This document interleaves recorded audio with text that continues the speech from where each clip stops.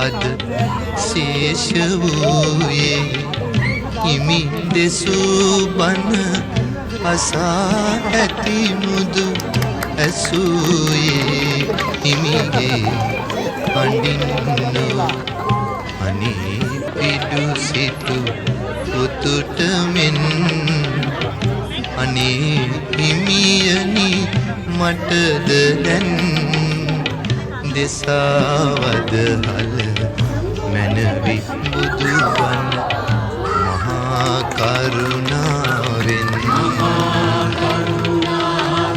මහා කරුණාවෙන්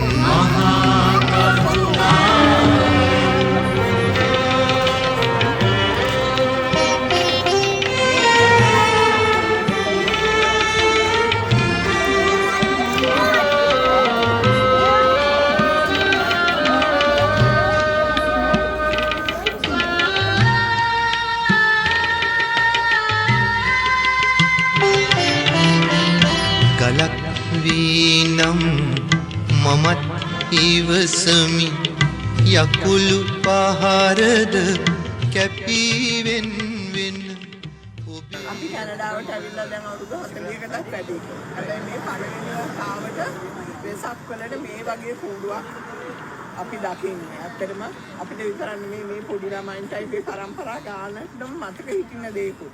මොකද මේ වගේ රටක මේක ලේසි දෙයක් නෙමෙයි කරන්න. ලංකාවේ පුළුවන් ඕන තරම් මිනිස්සු ඉන්නවා.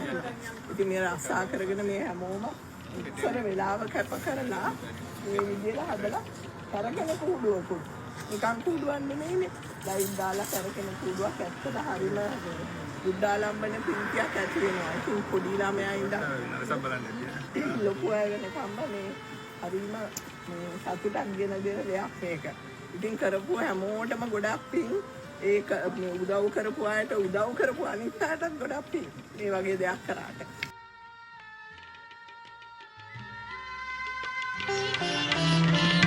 මලක් වන්නට නොහැක හිමියනි මිනිස් බව ලැබ සිටිනමාට මලක් අද ඔබ දෙපා පාමුල විඳින සිහිලස නොමැත මාහට මලක් බුදා මගේ ජීවය ඔබේ පාමුල පරහුණාවේ නිවන් දුටු හිමි රුවන් පිළිරුව පමණි මට අද ශේෂ වූයේ හිමි දෙසූ බණ අසා ඇති මුදු ඇසූයේ හිමිගේ අඬින්නෝ අනේ පිඩු සිටු පුතුට මෙන් අනේ හිමියනි මටද දැන් දෙසවද හල මැනවි බුදුබණ මහා කරුණාවෙන් මහා කරුණාවෙන් මහා කරුණාවෙන් මහා කරුණාවෙන් මහා කරුණාවෙන් මහා කරුණාවෙන් මහා කරුණාවෙන් මහා කරුණාවෙන් මහා කරුණාවෙන් මහා කරුණාවෙන් මහා කරුණාවෙන් සම්බුදු තෙමුගොඩ සමරන බෞද්ධයෙකුගේ ජීවිතේ ඉතා වැදගත් පුන් පොහෝ දවස වෙසක් දවස. බුද්ධ වර්ෂ 2568ක් ගෙවන මේ වෙසක් මස ආමිස පූජාවෙන් බුදුන් පිදීම ලංකාවාසී ලෝකවාසී බෞද්ධයන්ගේ සිරිතක්. අප මහා තිලෝගුරු බුදුරජාණන් වහන්සේ සියලු ලෝක සත්වයා කෙරෙහිම අනුකම්පාවෙන් ඉපදෙන මැරෙන භවගමන නිමා කිරීමට මග කියා දුන් සේක. අප මහ බුදුරජාණන් වහන්සේ සියලු ලෝක සත්වයාටම මෛත්‍රී සිතින් කටයුතු කළ සේක.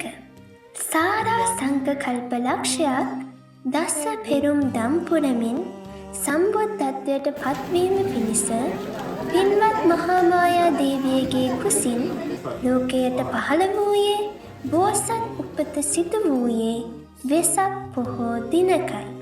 සය අවුරුද්දක් දුෂ්කර ක්‍රියා කර සුජාතාව පිදු කිරිපිදු දානය වළඳා සොත්‍ය බමුණා දුන් කුසතන මිටියට ඇසතු බෝරුක මුල අතුරා වැටහිඳ සියලු කෙලෙසුන් නසා ලෝතුරා සම්මා සම්බුද්ධත්වයට පත් වූයේද වෙසක් පොහෝ දිනකයි. අවුරුදු 45ක් පුරාවට තමන් වහන්සේ අවබෝධ කරගත් ධර්මය ලෝකවාසීන් වෙනුවෙන් දේශනා කර මල්ල රජ දරුවන්ගේ උපවත්තන සල්ලුයනේ පිරිනුවන් පා වදාළේ වෙසක් පුන් පොහෝ දවසකයි. බුද්ධ චරිතය හා බැඳුන ඉපදීම, බුදුවීම, පිරිනුවන් පෑම යන තෙමුගොල සිහි කිරීම වස් බෞද්ධ අපේ වෙසක් සැමරීමේ මූලික අර්ථය වේ.